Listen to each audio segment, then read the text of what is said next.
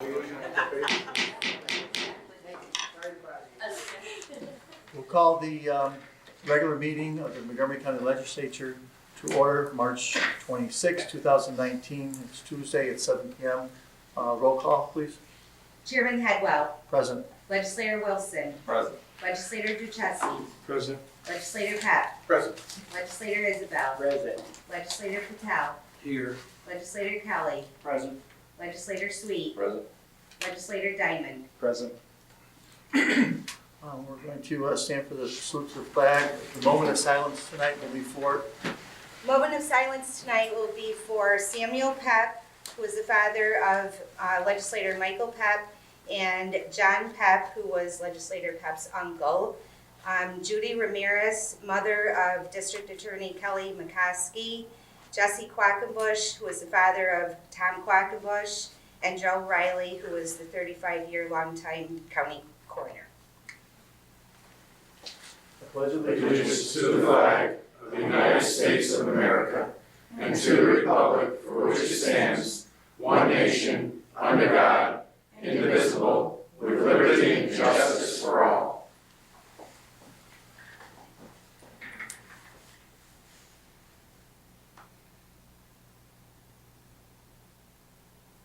Thank you.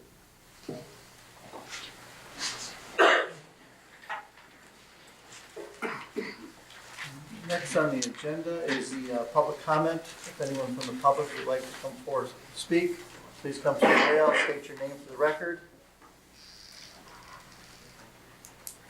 Forward. Good evening, legislators.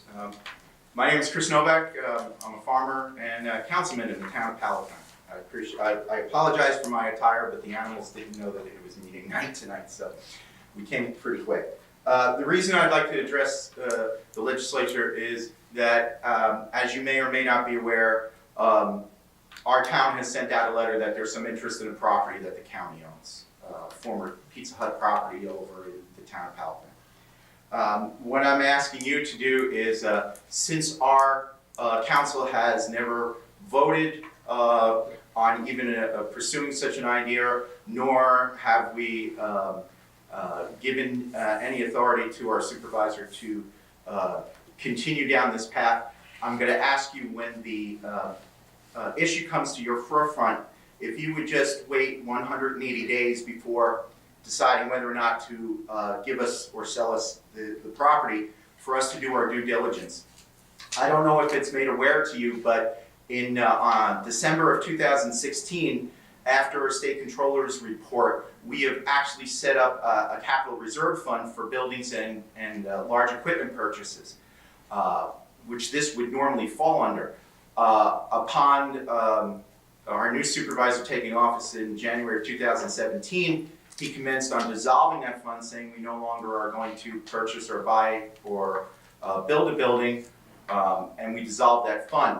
That took away the voice of the people to have a hearing and to be heard in whether what we do with the town's sizable reserves, which currently stand at $1.6 million, which is 130% of our annual town budget.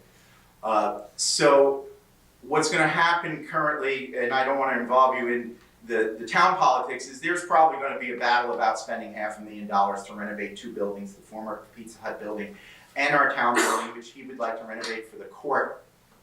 And I would like us to just slow down, and before we take a building from that belongs to the county, I'd like us to do our due diligence. There's currently not a right-of-way. It's a landlocked parcel. It's joined on three sides from owned by Cayman Properties, the gentleman who owns the shopping mall. There's some issues with the building. There's some mold and some things, and it's going to need a total renovation. Also, our current town hall is going to need total renovation if we're going to make it into a courthouse. And unfortunately, we haven't involved the villages in our town, the village of Palatine Bridge, nor the village of Nelliston, to maybe work on consolidating some services, which I know is a big issue with you folks on the legislature. You'd like us to consolidate services and be more efficient and save the taxpayers money. We had a 40% tax increase this last fiscal year, way above the cap, even though we have these reserves, because there's an anticipation we're gonna spend a lot of money on these buildings. I'm just asking you that before you give us this building or let us purchase this building, that you require us to do some due diligence. And the worst thing that could possibly happen is we purchase the building from you, we can't get it right away, or the project fails, and then it's a pig in a poke for us. We can't dispose of it. We take another building off of the tax rolls. We give one less opportunity for private industry to come in and purchase this building and maybe do something with it. So I'm just asking you to have a heads up on this and make you aware of it before it comes to your attention. I believe there has been a letter sent to the legislature last month. So thank you very much. I appreciate your time. Thank you. I have a question. Yes. Didn't we agree already to transfer the property to Palatine after the auction last year? I know we had We discussions. just removed it from the sale. We just removed it from the sale. We haven't transferred title, we haven't No. even agreed to giving them that yet. So what's our next process? I mean, does the town board have to request again for us in writing, or do we have a memorandum of understanding? Do we have any, or just a lot of verbiage being shot around? Well, I mean, usually, if we were gonna transfer something to another municipality, we would need, usually we would want a resolution showing that they would want to accept the property. I think at the present time, there's been just a lot of talk. I mean, we just removed it, there's been a lot of talk, but there's really nothing besides that. And then, would it be appropriate to ask a question of councilman? And now, there was discussion that there was a right-of-way alongside of Stewart's, I believe. That is, Stewart's owns a piece of land adjacent to this property, but still the ingress and egress are owned by Cayman. So there's a 50-foot right of way down both ends of the parking lot. So it's still gonna need negotiation from them. Plus they own 19 foot 6 inches out from the building Cayman owns, which is not enough to get a vehicle parked in there. So there's gonna be issues. Also, we sent a letter to the Office of Court Administration saying that we're purchasing this building because we've had a grant with them for 4 years that we've never used, and it's kind of a quid pro quo right now, so, thank you. Next on the agenda, we have proclamations tonight and presentations. The first one is going to be a DSS Child Support Unit. For those people come forward, and Tom.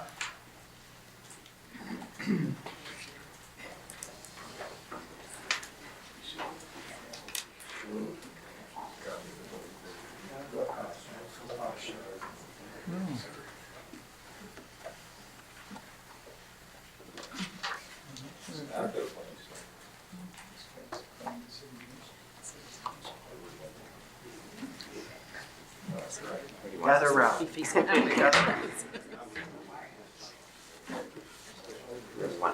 Sorry.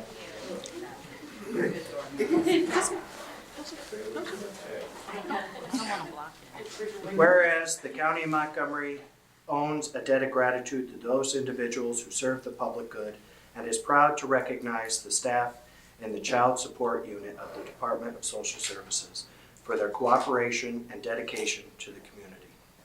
Whereas under the Child Support Unit, there is one Child Support Coordinator, one Senior Support Investigator, 4 Support Investigators, 1 Social Welfare Examiner, 2 Account Clerk Typists, and 1 Clerk Typist. These 10 employees handle a caseload close to 5,000. And whereas the Child Support Unit works to assist custodial parents or parties with the tools and resources that they need to help provide both financially and medically for their families. Whereas the Child Support Unit offers many services to the public, such as locating non-custodial parents, establishing establishment of paternity, assisting clients in preparing and filing appropriate support modification and violation petitions, as well as collecting, monitoring, and dispersing all support payments. And whereas the staff within the Child Support Unit work closely with the court system and are involved in any child-related services throughout the Department of Social Services. And whereas the employees are always willing to assist the public in a professional manner and deserve to be recognized for all that they do for Montgomery County and its residents. Now therefore be it resolved, County Executive Matthew L. Ossenfort, Legislative Chairman Robert Hedwell Jr., and Legislator Martin P. Kelly, on behalf of the Montgomery County Legislature, hereby proclaim Tuesday, March 26, 2019, as an official date in Montgomery County to recognize and sincerely appreciate and wholeheartedly thank those who work within the Child Support Unit in the Department of Social Services. Thank you.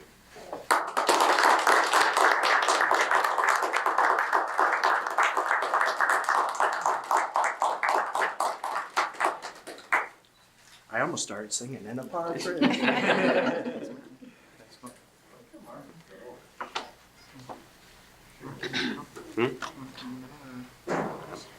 Get it? Sure.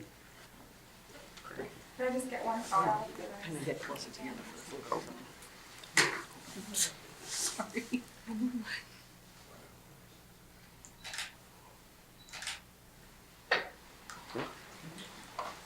Thank you very much. Thank you. Thank you.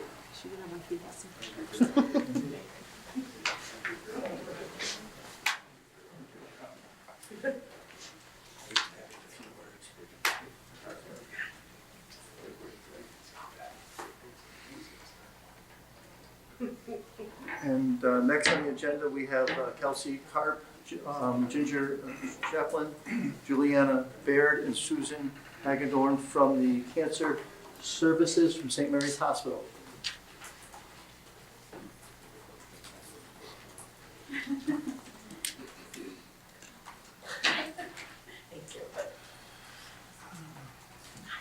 Thank you, Suzanne.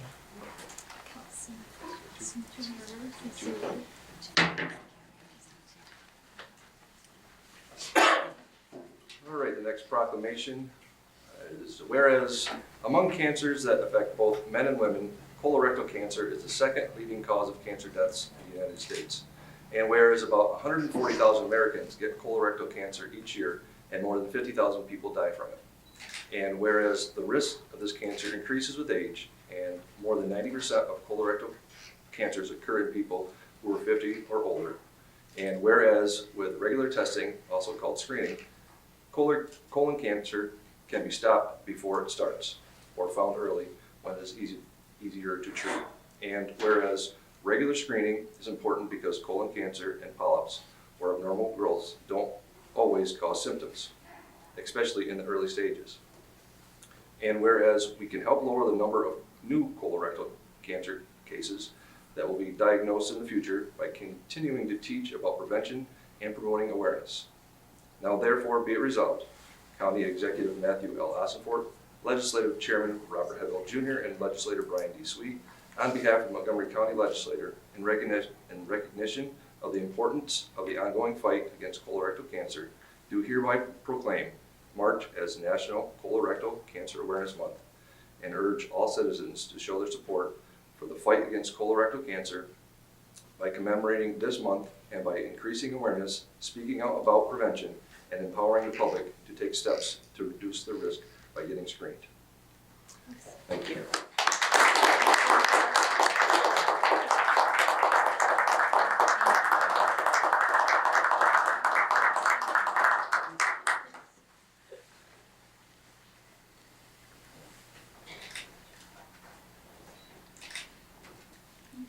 Thank you. Thank you. Thank you very much. Thank you. I was wondering if I could give you a quick statistic out of Sure, these you sure screenings. can, yes. How's that? The National Colorectal Cancer Roundtable has a 80% community rating. They want to get everybody screened in all the counties in New York State, so they want to reach 80%. And we know what our statistics are in Fulton, Montgomery, and Schenectady counties, which are the 3 counties that the Cancer Services Program covers.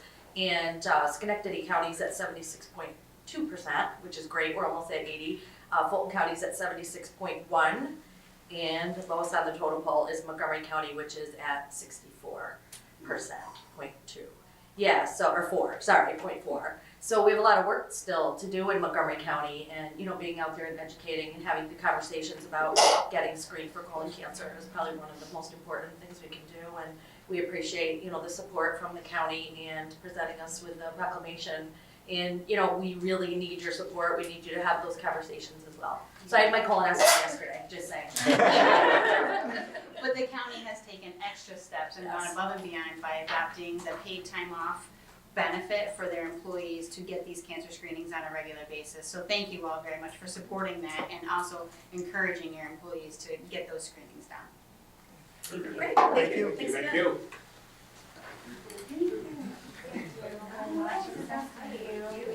Thank you. Bill? Where do you want me to stand? Why don't you stand up here? Okay. We have a presentation tonight. We have a thank you for the t-shirts. And I think Megan sent me with extra t-shirts. Everybody should have one. Yes. If you don't, let Megan let me know. Yep. And in spite of what it says there, I am not Megan. Megan was unable to get somebody to watch her children, so she asked if I'd fill in for her. And I'm glad to do it. I was here last year. We had a proclamation, and you all wore purple, and I thank you for doing that. She asked me just to share you some information, and I have in the folders. I'm not going to go over all of it, but I do want to just touch on some of it. Every year, the Alzheimer's Association releases some facts and figures about Alzheimer's disease. They were just released some new ones on March 5th, and that's what's in here.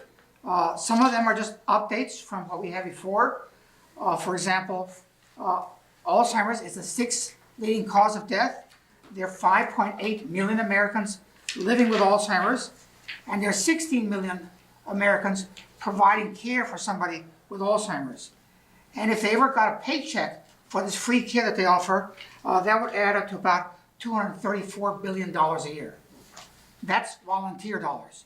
In real dollars, this year as a nation, we're going to spend $290 billion to care for Alzheimer's. And if we don't find a way to slow that down or find a cure for Alzheimer's, by 2050, that'll top $1 trillion. And it doesn't matter what kind of health care we have, that's going to hurt. So we need to find some way to at least delay the onset of the disease. Ideally, our hope is to live in a world without Alzheimer's. Some new information this year in the facts and figures. When seniors were surveyed, 82% said they thought it was important that doctors screen for cognitive loss, for memory loss.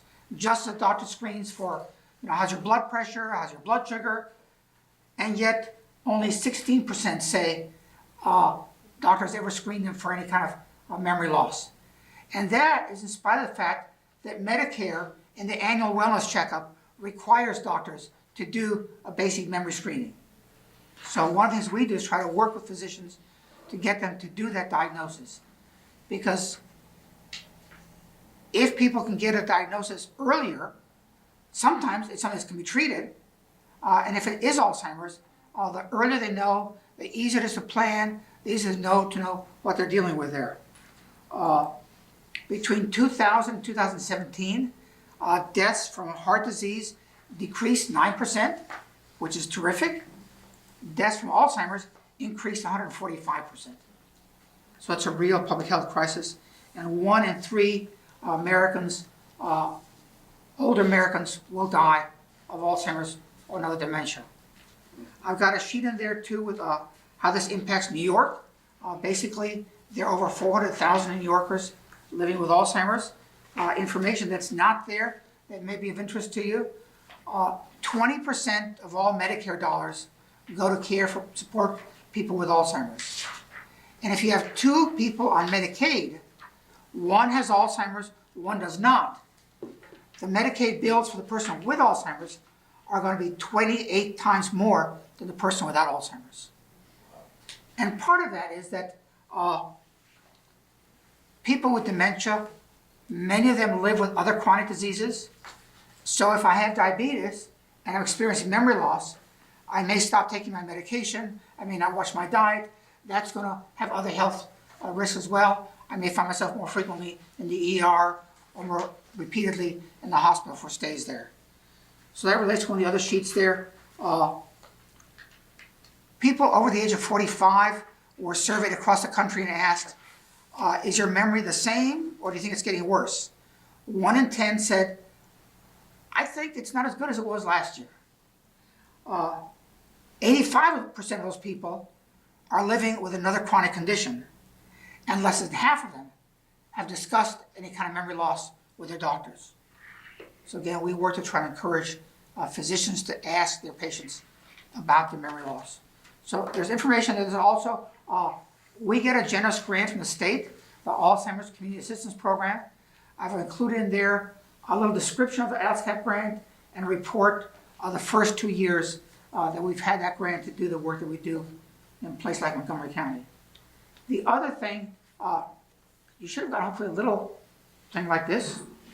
To get those out there. No, I did not. Okay, I haven't seen them out there. I forgot. We encourage evidence-based, person-centered care for people with dementia. So if you find yourself walking into a nursing home in our county, or an assisted living facility, or a Wilkinson Day program, and you know, as an elected official, you wonder, well, what kind of care they provide? Wonder how they're doing. Well, we've got little things here we can look at.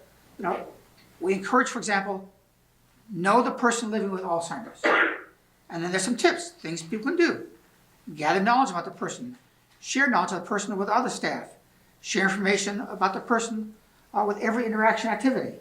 So it's got things to look at, you know, what makes for quality care, things the place should do to make sure they're offering quality, evidence-based, person-centered care. This little tip sheet, you can just walk around the facility and within a few minutes get a pretty good assessment. Are they offering top-notch dementia care, or is a lot of work to be done here? So, any questions about what I gave you? Not. I have a couple questions. Yep. What's the difference between dementia and Alzheimer's? Let me respond by asking a question back. What's the difference between a flower and a rose? Flower, a rose is a flower? Yeah, a rose is a kind of a flower. Alzheimer's is a kind of dementia. Dementia is like a big umbrella word. There are almost 100 different kinds of dementia. There's frontotemporal dementia, Lewy body dementia, vascular dementia, dementia related to Parkinson's. But about 70% of people who have dementia have the Alzheimer's type.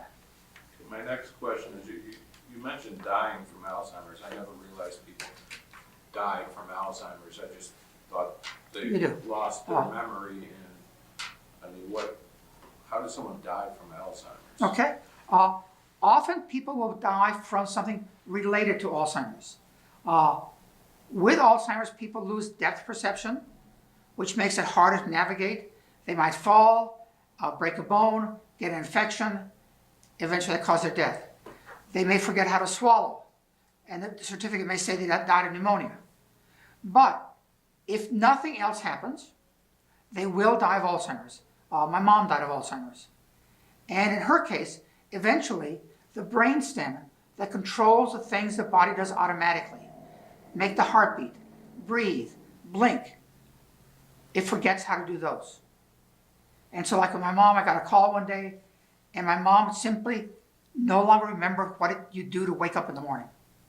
And they said, we can't rouse her. And then just in a short few hours there, the heart stopped beating, she stopped breathing, the brain just couldn't do that automatically. Your brain does forget to live. Yep. So it is a fatal disease. Thank you for what Yep. you do. Sure, thank you. Any other questions? Thank you for what you're doing. Thanks for inviting me to come speak tonight. Thank you for taking your time. Thank you. Thank you very much.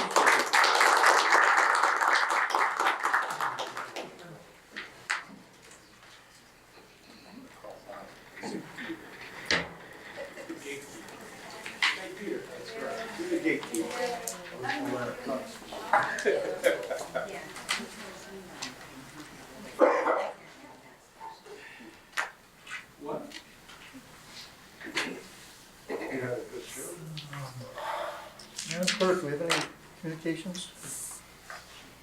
We have a date for our flight, April 8th. You all got an email today. If you haven't responded, please do so before Friday. They need to have a count, so. Morgan's the same. Megan either, Megan's not going. Morgan's Megan going? and Morgan. I have a meeting. Yeah, okay. I do. We're gonna change it to a different date. Okay. Approval of minutes, we have the minutes from the Education and Government Committee meeting on March 19th, the Economic Development and Planning Committee from the 19th, Public Safety, Health and Human Services, and Physical Service. I have a motion. Motion by Legislator Diamond, second by Legislator Sweet. Any discussion on those? All in favor? Aye. Opposed? Abstained? Okay. We have the budgetary transfers for 2019 and the aggregate budget transfers for March of 2019. We have a motion. Motion by Legislator Wilson, and second by Legislator Pep. Any discussions? All in favor? Aye. Opposed? Abstained? And we have the acceptance of the procurement record for the 2019 February. Of a motion. Legislator Pep, second. Legislator Wilson, any discussion? All in favor? Aye. Opposed? Abstained? Old business? Okay. New business. I need a motion to amend the agenda to add resolutions 92 and 93. Legislator, motion by Legislator Diamond, second by Legislator Pep. All in favor? Aye. Opposed? Abstained?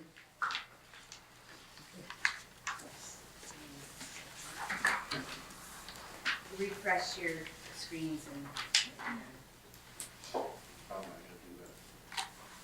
we got two. I'll refresh your green paper.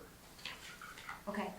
Okay, resolution number 72, resolution amending resolution number 40 of the 2019 grant application for Fonda Fairgrounds Sewer Upgrade Study, Environmental Conservation, Environmental Facilities Corporation. Sponsors were Sweet and Pep. Discussion. All in favor? Aye. Opposed? Abstained? Abstain.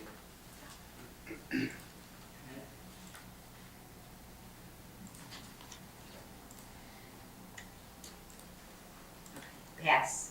Resolution number 73, resolution authorizing the transfer of local waterfront revitalization program grant from the Village of Canajoharie to Montgomery County and authorizing the Montgomery County Executive to enter into contracts.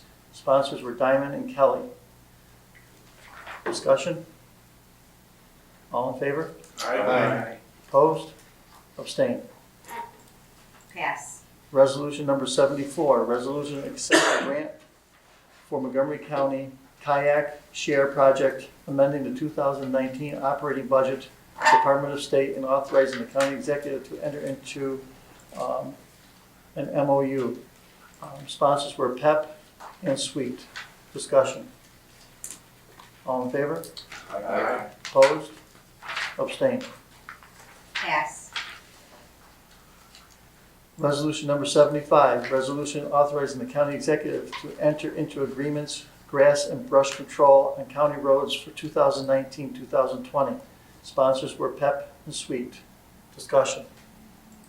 All in favor? Aye. Opposed? Abstained?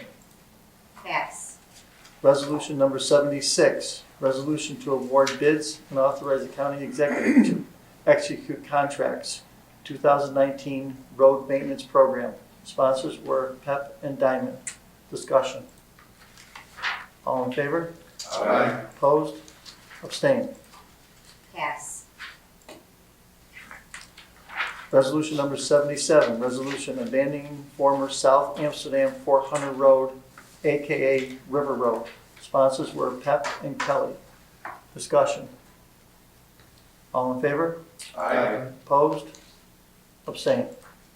Pass. Resolution number 78, resolution amending the 2019 operating budget.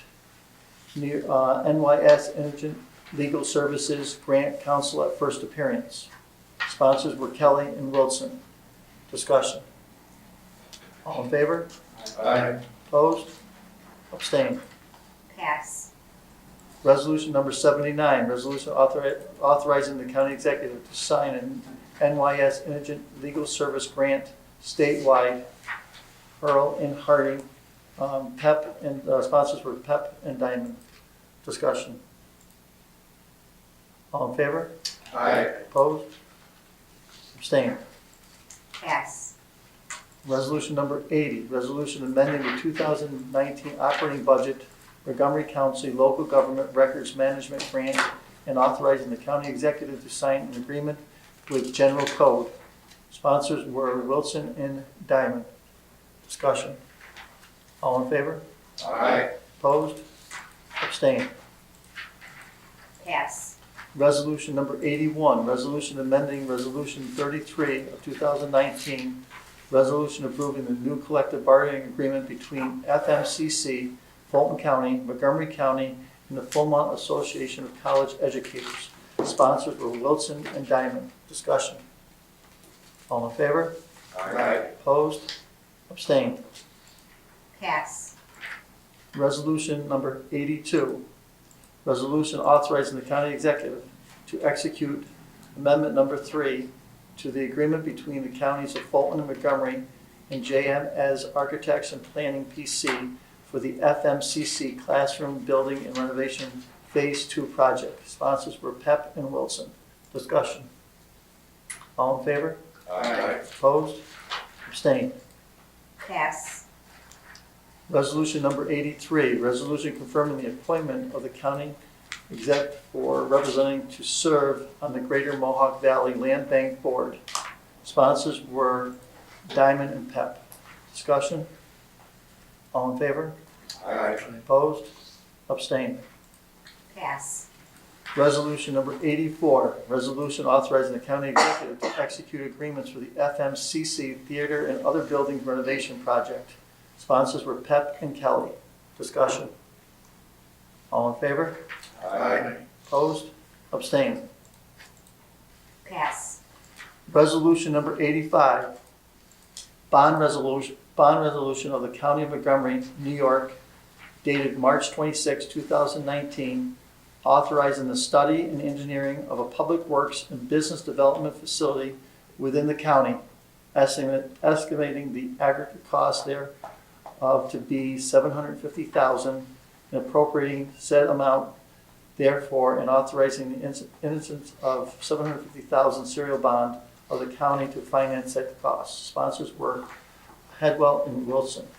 Discussion. That's there. I'm all in support of relocating the DPW garage. I'm all in support of creating better work environments for our employees. I'm all in support of moving forward. My discomfort tonight is with the fact that I'm going to vote yes or no on a $750,000 bond that I really don't know much about the project other than we've had discussions throughout the past 6 years about relocating DPW.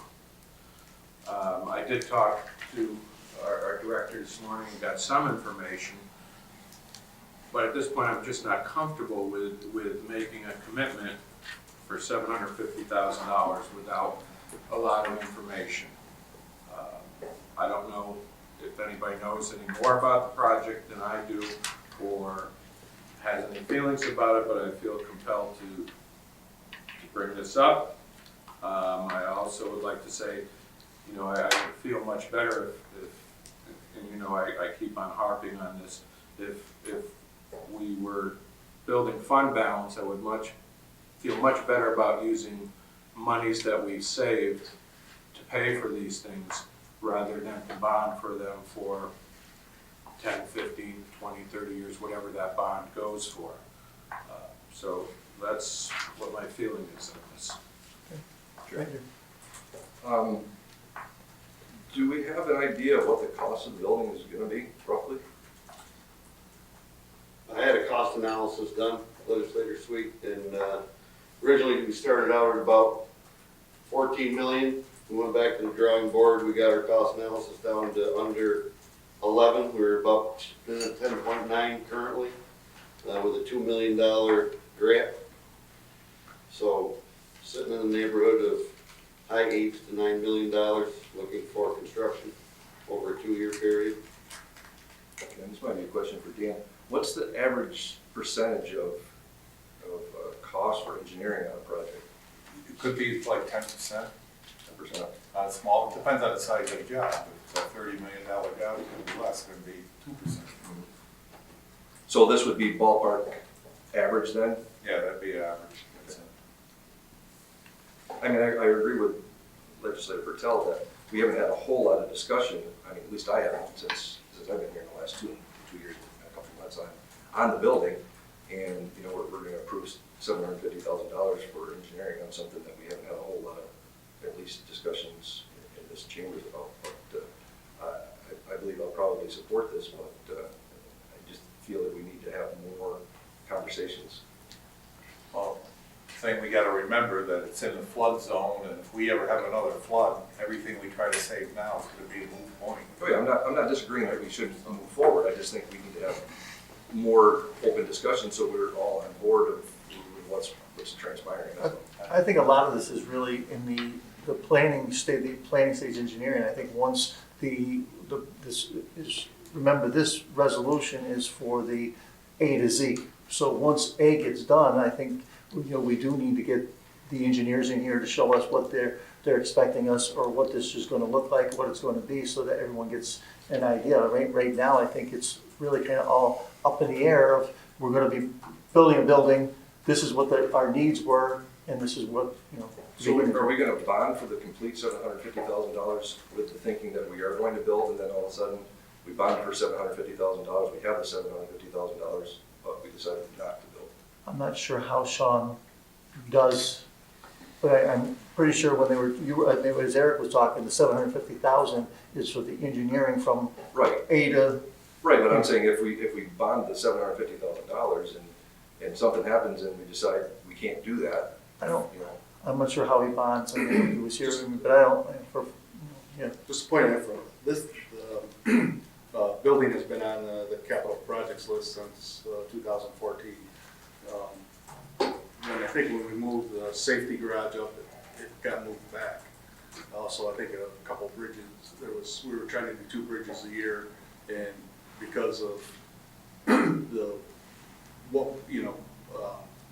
the infrastructure that we have, 75-year-old boilers, roofs that are bad, so things were adjusted as we went along. But this has been something in the works that I know of since on the capital project since 2014. So the bonding would come from that facility. Yeah, I know from some of the conversations in regard to bonding, that the bonding was going to be over a 3-year period, so that our capital plan would be the same as it's been for all those years. So it wasn't like we were going to be bonding this huge amount 1 year. It was going to be spread out, so that it was the same amount that we've been doing on a normal with our plan. So that's true. Yeah, Commissioner, have you talked with the engineers yet and given them the specifications that you want, or not yet? Basically what we did is based on the equipment that we have in the garage, the size of the sheriff's fleet for service of those vehicles, all the other vehicles in the county, based on what we have now, storage. We based our need to the size of the building on what the equipment that we have. Unfortunately, we had to back out about a 15,000 square foot building for cold storage, which ran well over $1 million to get us down to where we thought you gentlemen would see it was feasible to do, to get away from that 14 million. So depending on the site location, hopefully we'll still have enough property that, you know, in future years or the next commissioner, however long it takes, can possibly build that structure. And we kept in mind the possibility of also using what we have over here on Park Street for winter cold storage.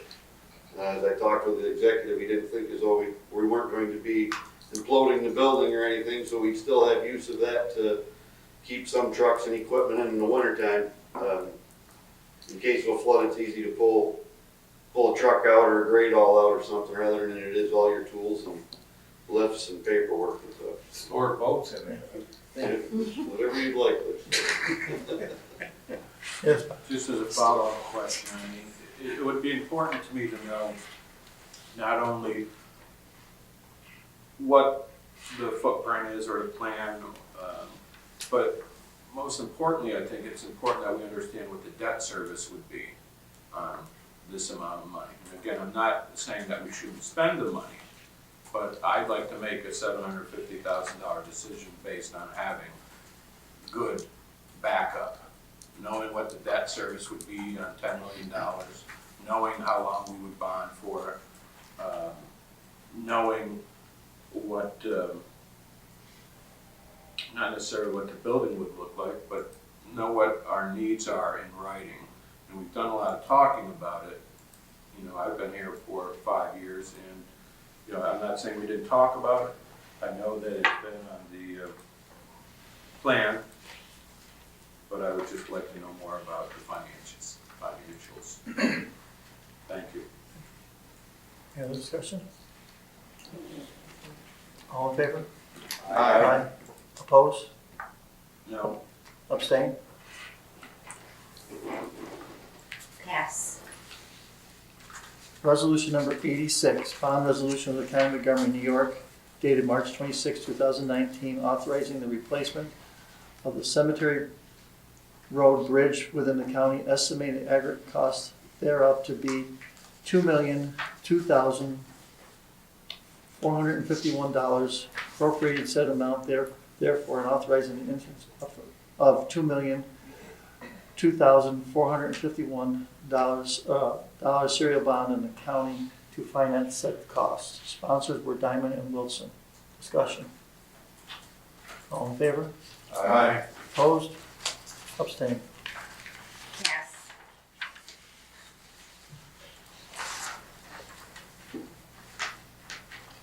Resolution number 87, resolution authorizing implementation and funding costs of replacement of Cemetery Drive Bridge.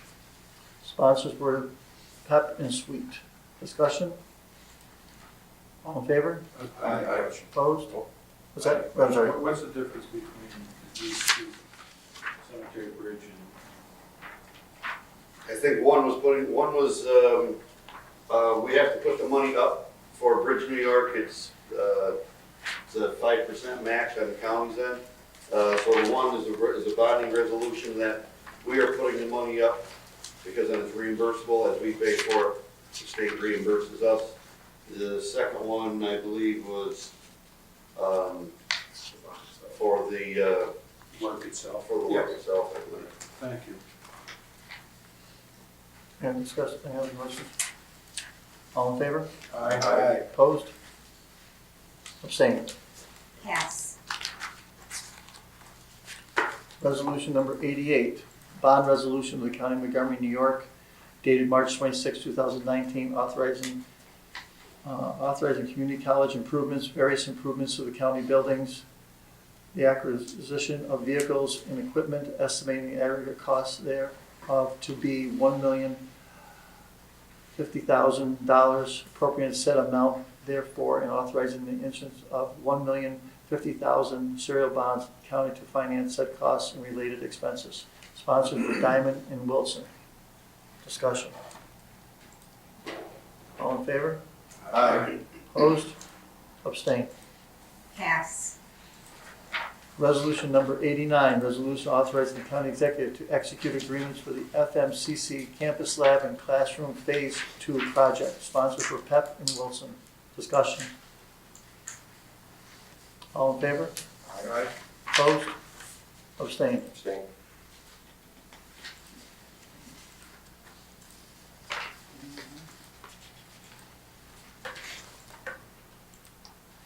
Pass. Resolution number 90, resolution proclaiming April 2019 as Organ and Tissue Donation Awareness Month in Montgomery County. Sponsors were Sweet and Wilson. Discussion. All in favor? Aye. Opposed? Abstained. Pass. Resolution number 91, resolution approving an abstracted audit of claims. Sponsors were Sweet and Kelly. Discussion. All in favor? Aye. Opposed? Abstained. Pass. Resolution number 92, resolution creating a part-time director of Veteran Service Agency and amending the 2019 operating budget, veterans. Have a motion? Sponsor, legislator Pep, second. Legislator Diamond.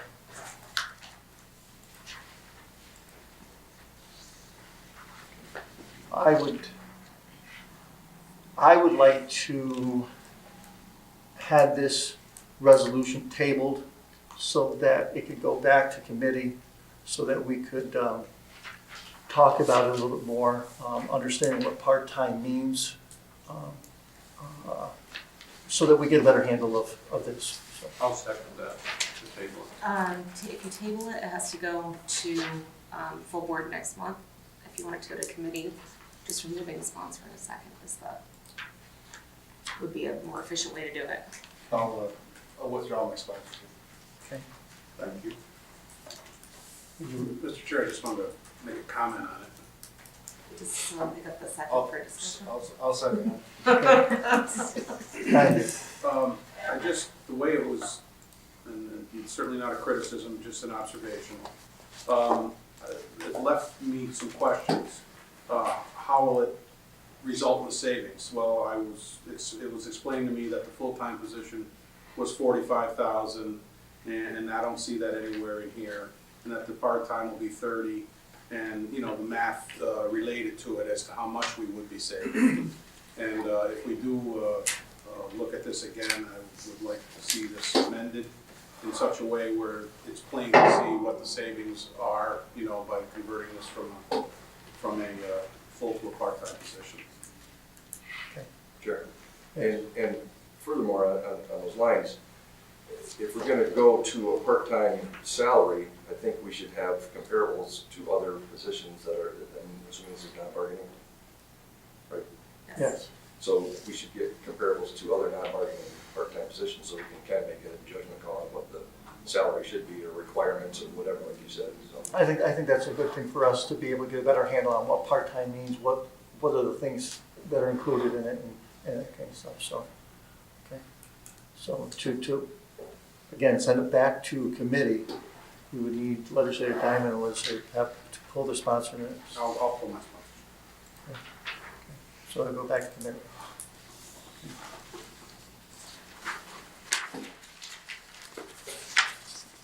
You're pulling yours as well, or you're? Yes. Legislator Diamond pulled this.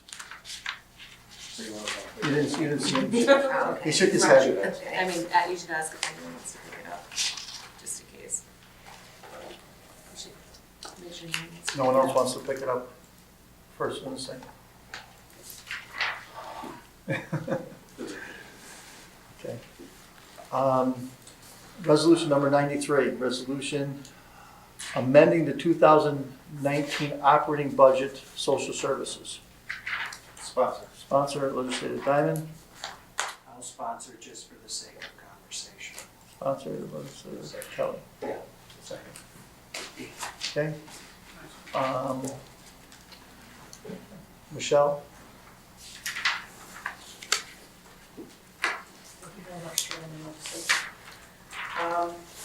We are asking to have some money transferred. I'm not asking for any money from fund balance. I'm actually transferring monies from existing lines at the moment. Portion of, you'll see here is I'm moving $45,000, or requesting to move $45,000 from our foster care line.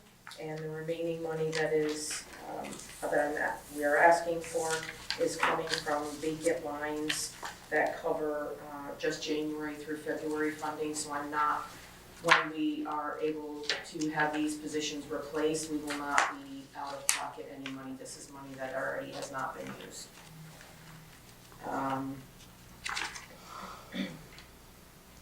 Would you like? Back to question. Okay, what was the urgency of being on the agenda tonight versus going to committee? Sure.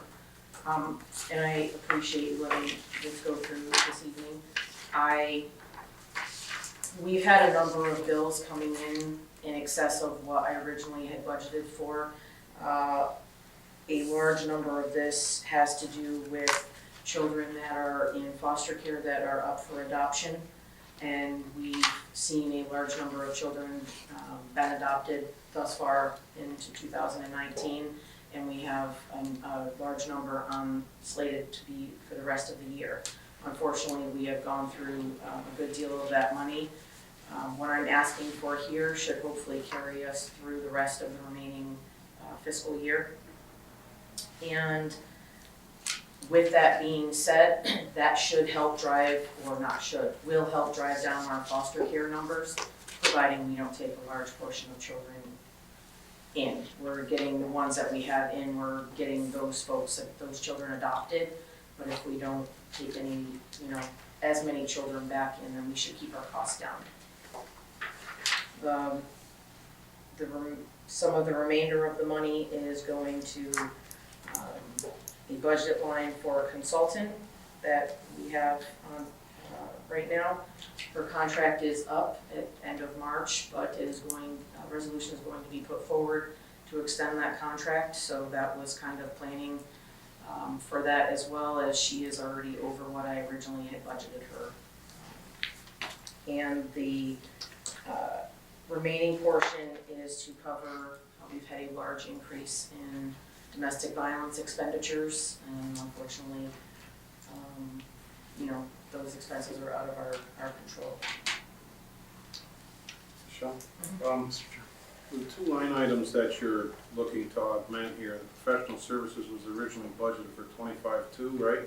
And from what I see, and the services for recipients was originally budgeted at 15.5. Is that historically enough money? I mean, is this an aberration of an occurrence here that's causing you to exceed these line items this early in the year? I understand you began to describe that but can you explain how that happened? Somebody's looking to adopt 11 people all of a sudden, and that's not something you can predict.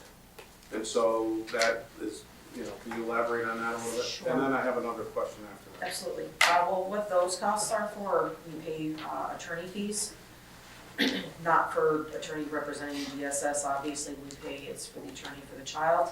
So those expenses are passed along to DSS. We have to reimburse that attorney through court order. Again, unfortunately, out of our control, but that's great that our children who are in foster care are now being put into vetting rooms. That's the good part of the story, right? Yes. And I guess the second part of my question is we see 9 positions here that you're able to move some money out of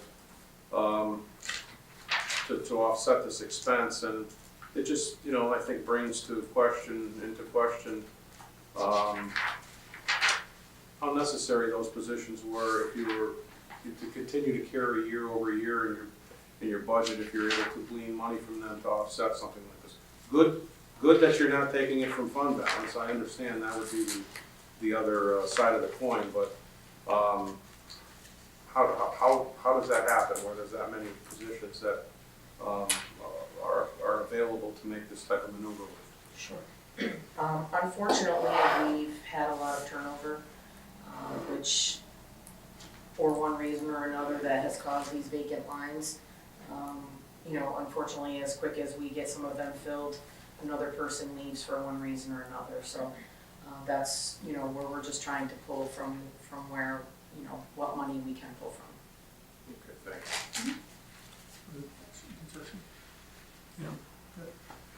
Thank you for being here. Thank you. I just want to say that that I appreciate your work here. I kind of understand.